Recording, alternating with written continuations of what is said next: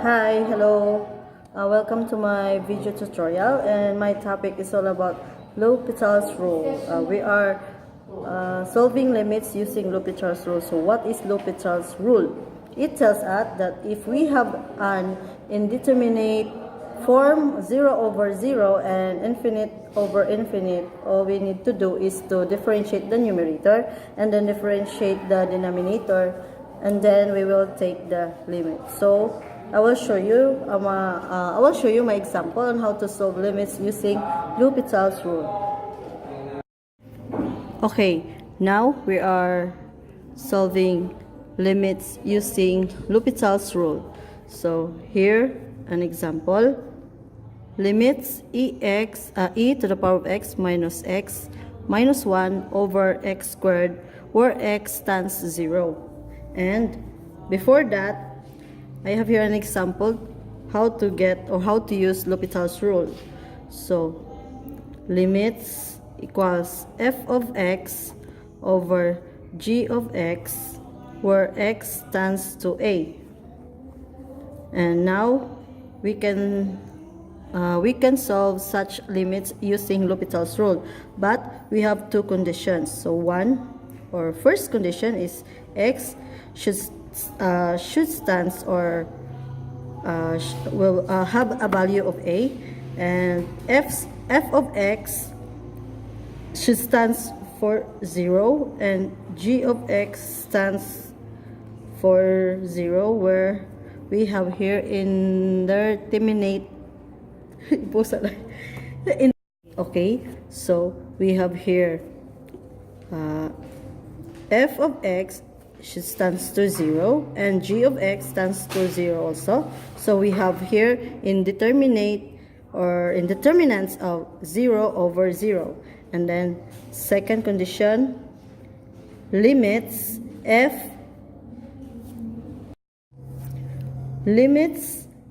prime of x over g prime of x, where x stands to letter A. So since we have here two conditions, now we can so all we have to do is to substitute this into limits f prime of x over g prime of x, where x stands to a. So now we have here the conditions, so we can now use these rules or use these conditions to solve these limits. Okay, so now our example is limits e to the power of x minus 1 over x to the power of 2, where x stands to 0. So all we have to do is to find their derivatives. Limits e of x minus 1 and negative 1 is equals to 0, so we don't need that to write down, over 2x, since the derivative of x squared is equals to 2x, where x stands to 0. And then 1/2 limit e to the power of x minus 1 over x, where x stands to 0.